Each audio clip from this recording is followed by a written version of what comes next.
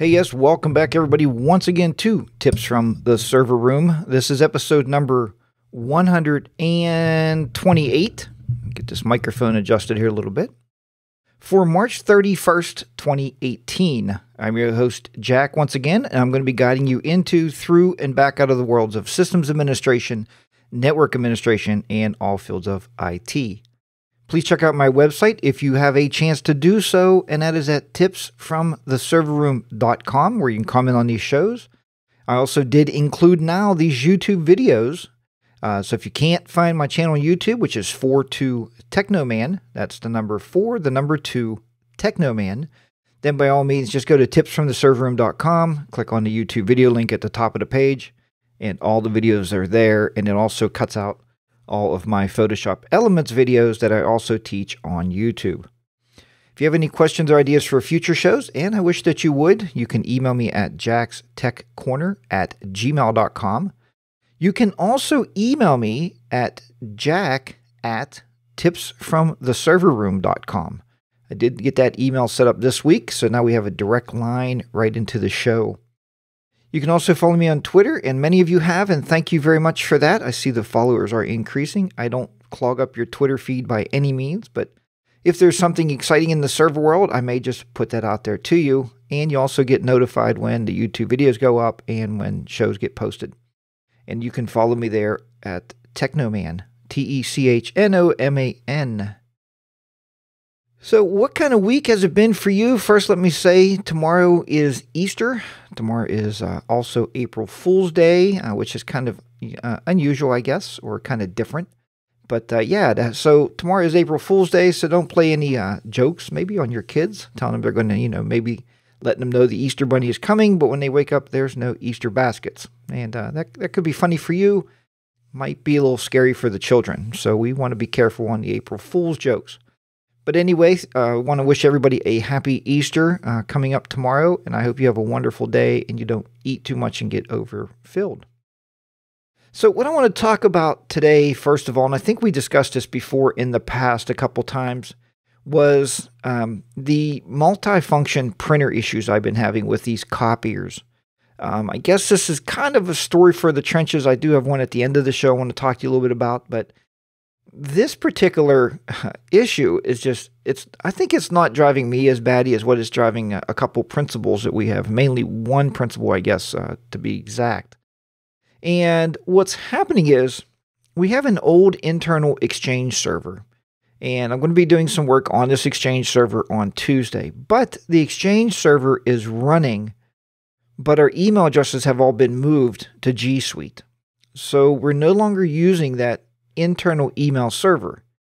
The only reason it's still functioning and the only reason it's still turned on and living its half-dead life is because those copiers are set up to scan to that Exchange server. And I told you how much trouble I've been having with trying to get the copiers, and I know in the past it's been a firmware issue with the copiers. The latest firmware on this copier, it's a Xerox, and the latest firmware is 2013. Right? It's incredibly old. And I'm thinking the authentication process between that particular copier and, say, Google, if I'm trying to send the email out to through our G Suite, which I've tried that. I've also tried sending the email out through our Office 365 account, and that has been a no-go. And then I thought, well, I'm going to figure this out, and I'm going to beat this whole thing. What I decided to do was simply take that, and I have my own email servers with 1&1, so I'm going to use my own personal email account on 1&1, and since it's my own domain, I'll put that in there and send it through there. All three of those has been absolute failures. The only thing I can think of is that the firmware is too old and it doesn't have the most current authentication protocols to do like SSL, or is it TSL? I believe the outgoing port was 587. So I believe that's probably what it is, and I can't get it through this principal's head. A very brilliant man, a very smart guy, but when it comes to technology and for us trying to explain it to people, we can't make people quite understand what the issue is.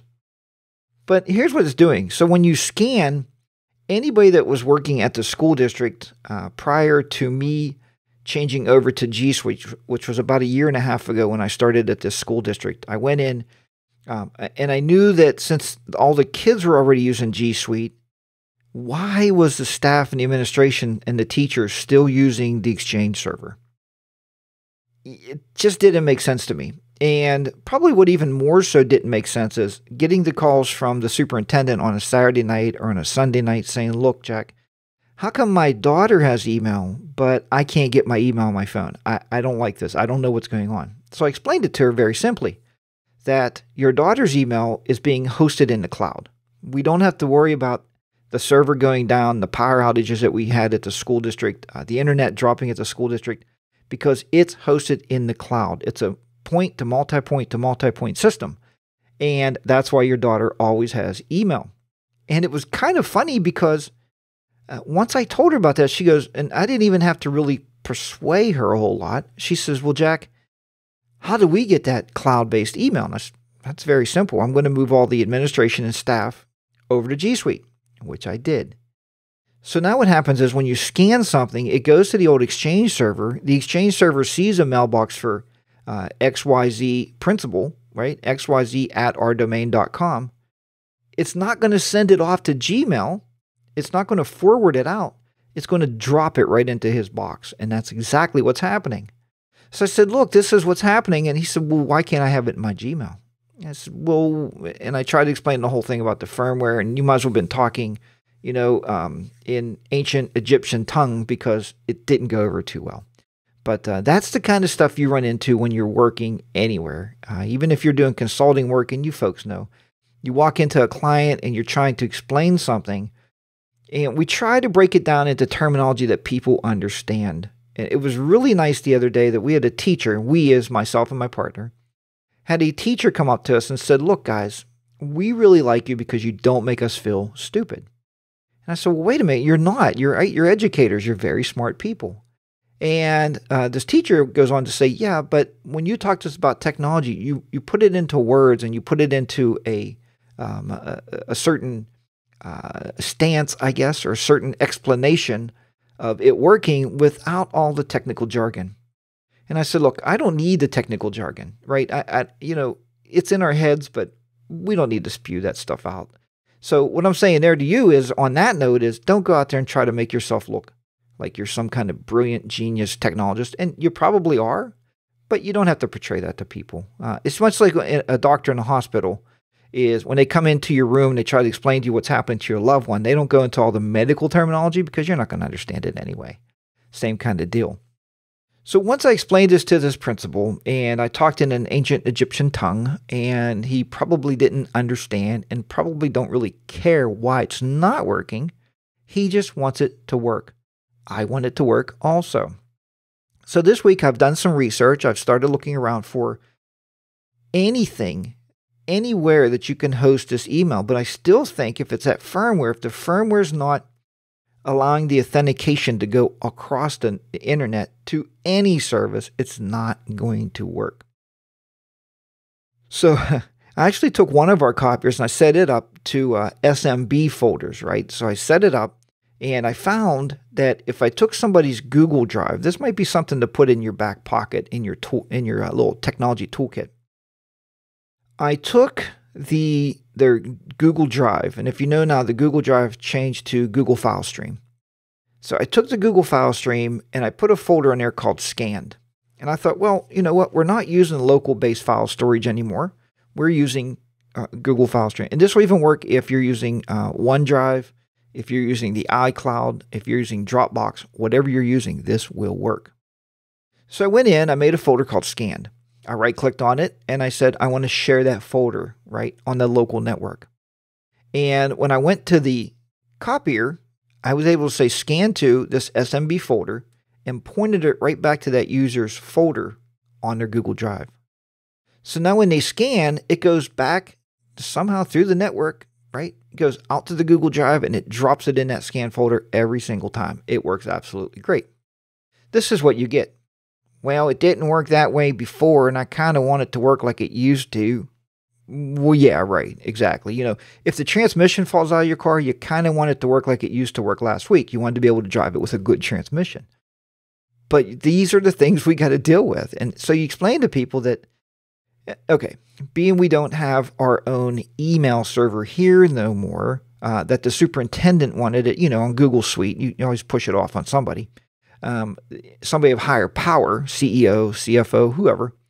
And we made this change. The local printers aren't going to scan to the email anymore. So now they're just going to simply scan to a folder. You open a folder, there it is. Then I get, well, I used to like to just forward that email. I'm like, come on, really? You can't do one extra step. One extra step. Open a new email, attach the scanned document to it, send it on its way. But again, these are the things we fall into. So what I'm looking for and what I'm asking everybody out there listening to this show is that if anybody has run into this before, maybe, just maybe, you can send me an email or drop me a message or a comment. And, even on the YouTube videos, if you're watching the YouTube video on YouTube, you can comment on those videos. And let me know maybe if you've ever run into that. And if I don't know about upgrading that firmware. We're supposed to get new copiers this year. They keep telling us in June, and I'll be telling you something about that here shortly, but they keep telling us in June we're getting new copiers, and if we do that, I think this will be a non-problem, because then I can scan to pretty much any cloud-based service and be just fine. So that is my email dilemma right now. The work I'm going to be doing on Exchange server, I think I'm going to be doing that maybe Monday or Tuesday. And I have to do a lot of repair on the database work, a lot of the back-end Exchange stuff. I'm going to try to repair the database, try to see if there's anything corrupted in it, because I haven't been able to bring up the mailboxes for, like I said, a few months. But it's a non-issue because we don't use that server. People do log into there for archive messages, even though we told them to move them all to Google. But sometimes people have, 12,475,000,000,000,000 messages in their email, and they may just need that message from 1972. Maybe you need that email from like 1995. Really, I doubt it. You probably don't need it. I've many times at work, I went in, I clicked the top checkbox on my Google email inbox, and I clicked on delete all. Just get rid of everything. Because if you don't put it into a label or a folder or whatever you want to call it, if you don't put it away, you probably don't need it anyway. So just clean your inbox out and delete it all. Get rid of all that junk. So that is the dilemmas with the email and with the Exchange server. Here is our next big topic today. And this one is pretty huge, and it's a very interesting topic to me. And I think, to be honest with you, it's probably because I don't fully understand it. And I love topics I don't understand. And people often come to me and say, Jack, why do you like topics you don't understand? And I said, well, because that's how we learn. If you understood everything that you did all day, you would know nothing new, and you would pretty much dry up as an old fart just knowing what you knew. So I like knowing new things. And the new things that, kind of make me tilt my head and go, what the heck?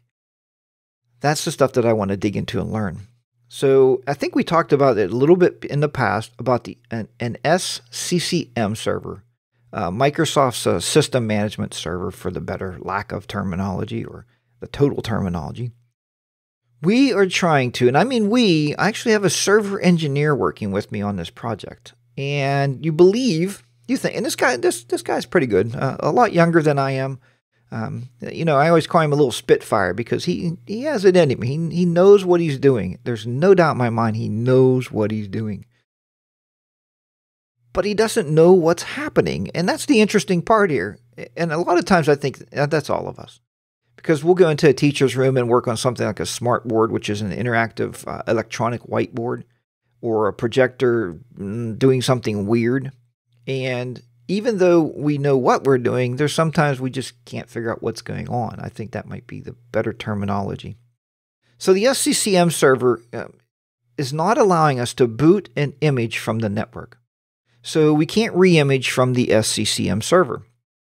So in working with our server engineer, again, very smart young man, He said, Jack, why don't we just go ahead? We're going to spin up a brand new SCCM server. And we're part of the ESS agreement. I think it's ESS with Microsoft.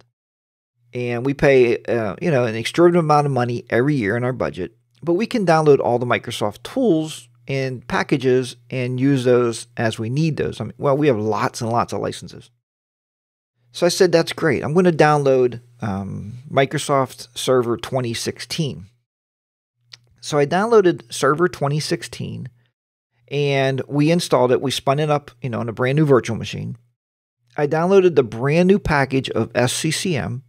And then I downloaded, I believe it's SQL 2016 also. I think it's 2016. So we built a brand new top-of-the-line system. We gave it all the power it wanted. We gave it all the RAM it wanted. Because we figured if we build a brand new one from scratch, instead of using the old one that's been there forever and start from, the first install, we thought we would probably be better off.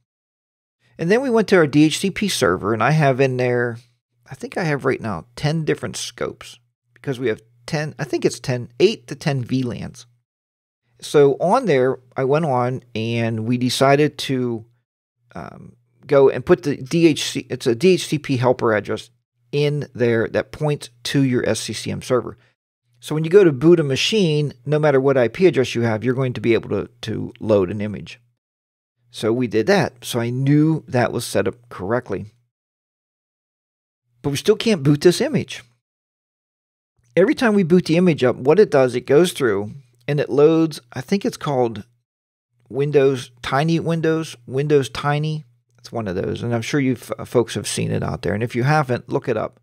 It's just a very small stripped down installation of Windows use it fires it up so it can actually load the image onto the machine. Perfect idea. But when it gets to that point, it goes to reboot like it used to, and it would reboot, and you would see the 2 lines come up, and it would be imaging the machine. Well, now it reboots back up to whatever operating system, basically Windows 10, that was on the workstation, the corrupted one or whatever's wrong with it, why we're reimaging, and it won't allow us to go any further. And that's a real issue. So I went out, I double-checked all the VLAN assignments. I said, look, he told me one. He said, look, Jack, one is getting an IP address of 10 dot something. This other one's getting an IP address of 172 dot something. I said, well, even though both these ports are in the same room, obviously they're on different VLANs. So I went back and I logged into the Extreme Networking switch and I took a look at it. And I did a show VLAN port numbers, I think it is, or numbered ports. Anyway, it shows me what VLANs are on those ports. They were all over the place. I don't know what somebody was thinking when they originally set those up. So what I did, I went in and I did a delete all VLANs. I deleted 1 through 999 to make sure everything was clear. Once I got that off, I put them only on the server VLAN. So our server VLAN, I know exactly what IP address. I wanted all the IPs for the imaging room to be able to image off the same IP bank. That just kind of made sense to me, and it makes it easier to kind of troubleshoot. So I did that. So I know the VLAN assignments are absolutely correct. And we booted it up. We got back up to the image screen. We got back up. The computer stops. It reboots back into the old Windows. So now the server engineer is sitting there. He's basically scratching his head going, Jack, I don't know what's going on. And I said, well, if you don't, I don't. We can't figure it out. We don't know what's going on. So I told my partner, and my partner's, let's say she's very young at technology, right? She hasn't been in it as long as most of us have.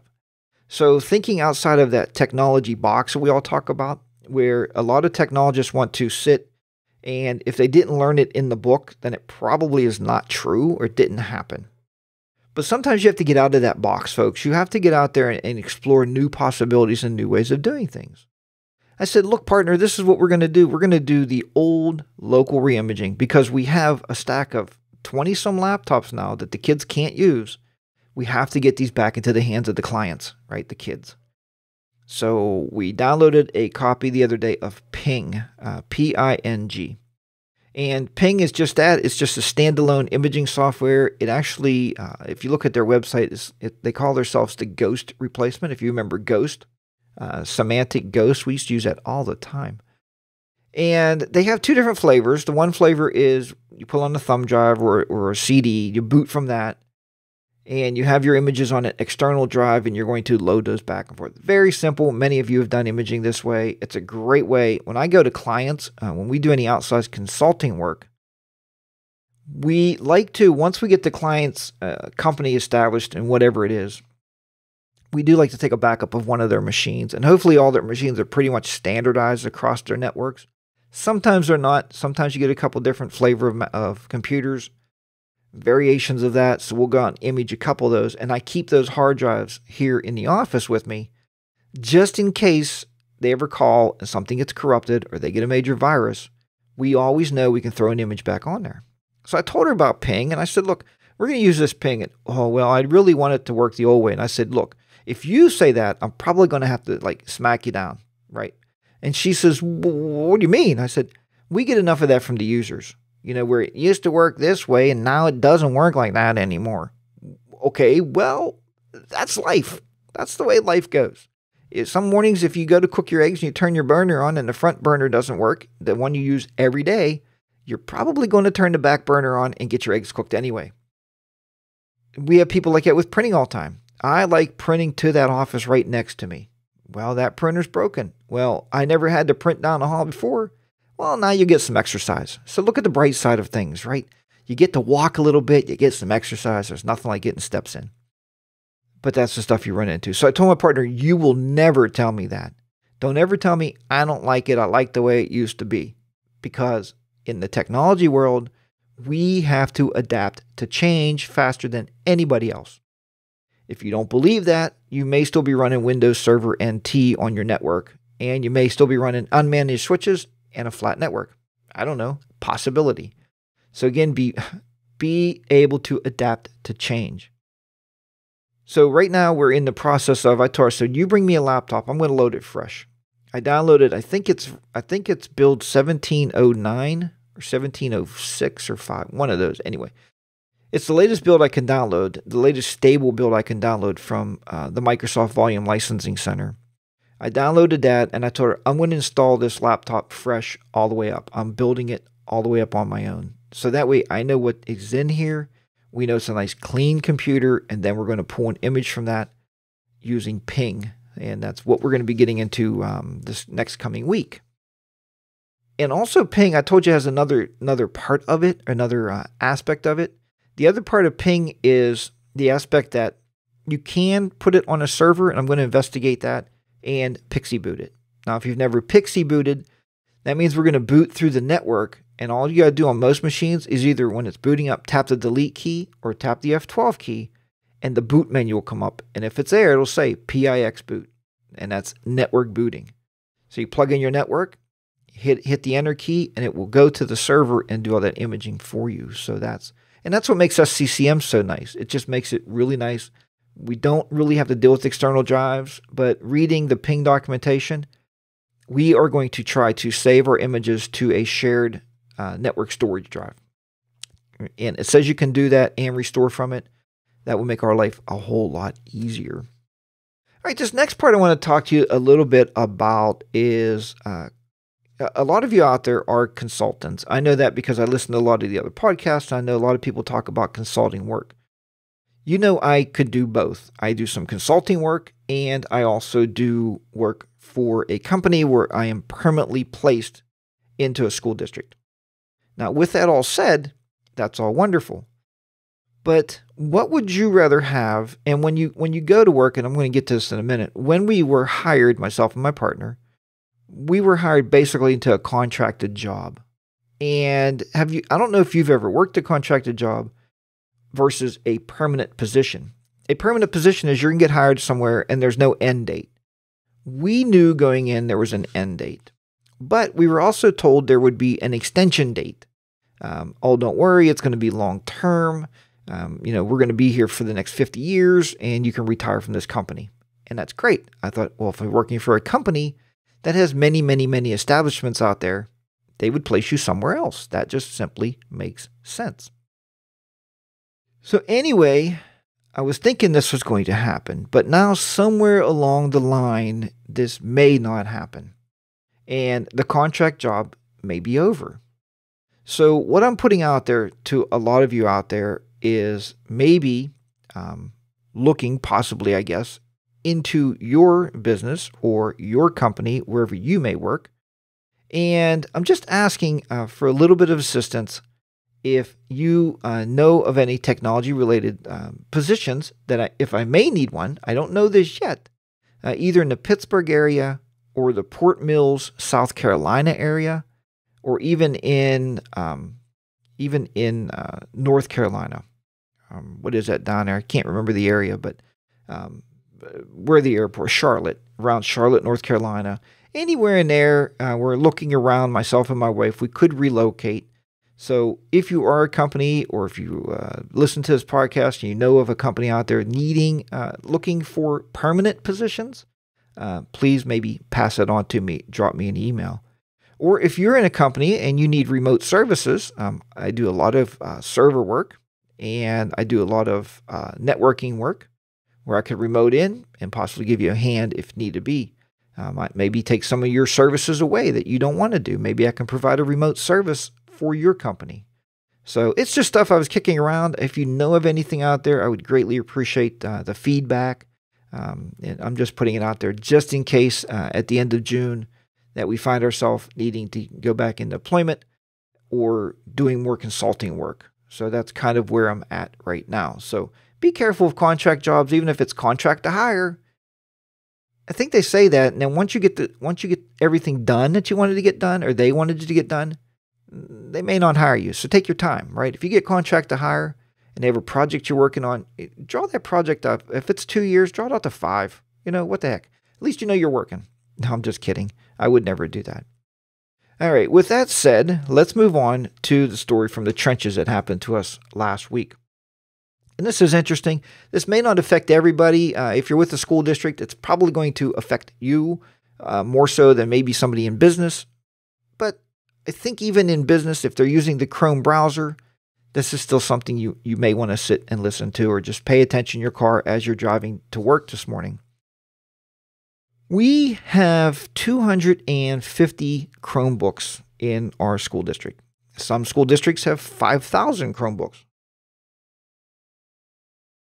Some school districts may even have more than that.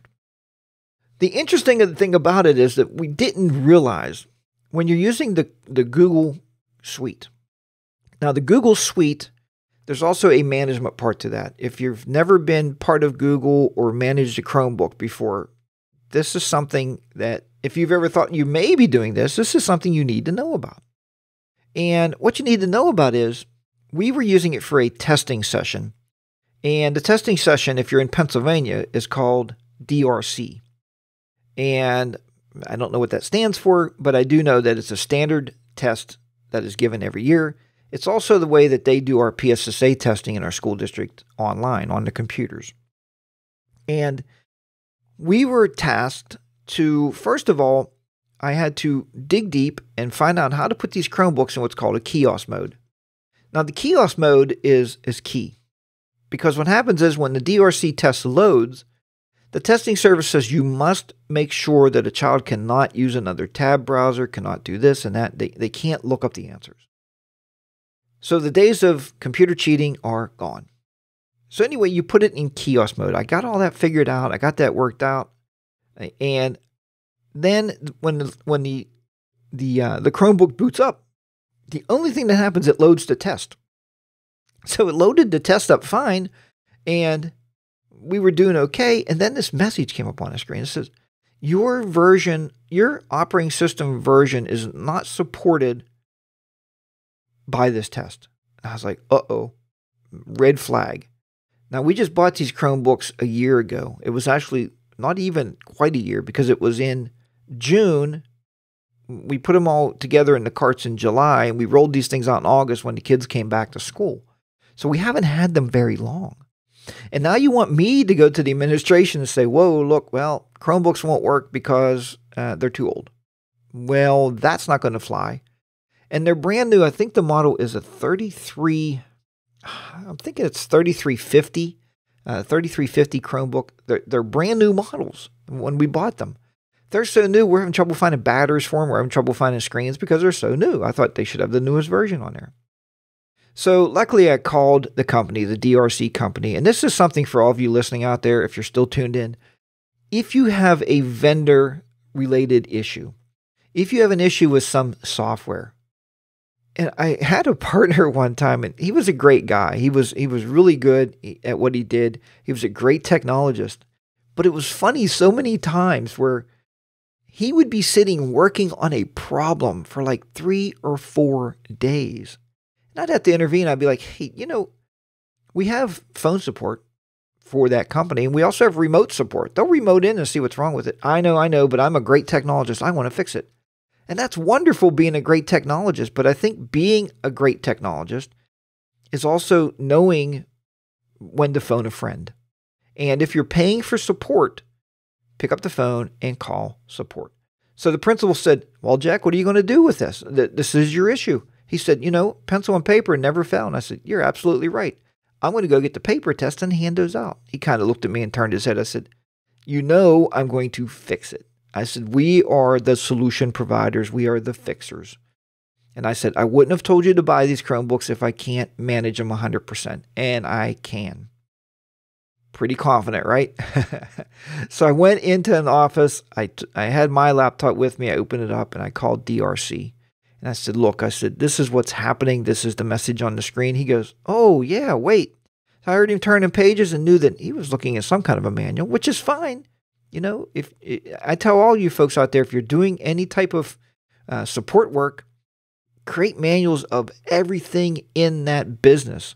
Whatever you're going to touch, have some kind of manual to refer back to, because we look at so many different systems and there's so many different issues. You may just fall flat on your face, right? So be very careful and document. He comes back, he goes, well, yep, what version are you running there? I said, we're running version 54 of the Chromium software is what it runs, Chromium. And Chromium, you can play with it. You can download it, load up on the laptop, and kind of play with it. Build your own Chromebooks is what you're going to do. We've done that also very successfully. But I said, we're running Chromium. He goes, oh, okay, well, let me see here. You're running version 54? I said, yeah. He goes, yeah, our software won't work with, our tests won't work with anything under version, I don't know what it was, 59. And I'm like, 59? I said, how do you update a Chromebook? Do I have to download the new OS and reinstall all these Chromebooks? I said, that is going to be a disaster. And I'm telling you this because your Chrome browser is running the same version as what that Chromebook is running. Because when we look at Chrome, basically we're looking, I guess, at the version number for the browser, because the machine basically runs through the browser, if that makes sense. I know there is a small version of Linux on there, and that's fine. But you really don't, you can, but you really don't interact with the operating system at all. You're just interacting with the browser. So I said, that's fine. I said, so how do I update these Chromebooks? He said, let me take a look here at my notes. And he went through the notes. He goes, okay, this is what you got to do. Log into the management system. I said, okay, I'm in the management system. Go to software. I said, or go to apps. I said, okay, I'm in apps. All right, click on your organization, which I clicked on the top organization. So that way this will, go all the way down through my org subunits. I said, okay, I'm in there, and I set it up, and I went through, and I said, that's great. And he goes, all right, now you should see a check mark. Now, this blows me away with Google. And anybody, if you know anybody from Google, tell them, change it as default, because it's really stupid, okay? The default is set to never push updates to the Chromebooks. I said, well, that is just stupid. We've been having little odd problems here and there, and it never dawned on me that the Chromium itself was an old version. It just didn't cross my mind, and I don't know why, because we update computers all the time, but we never had to update Chromebooks. They've kind of done it on their own, so we thought.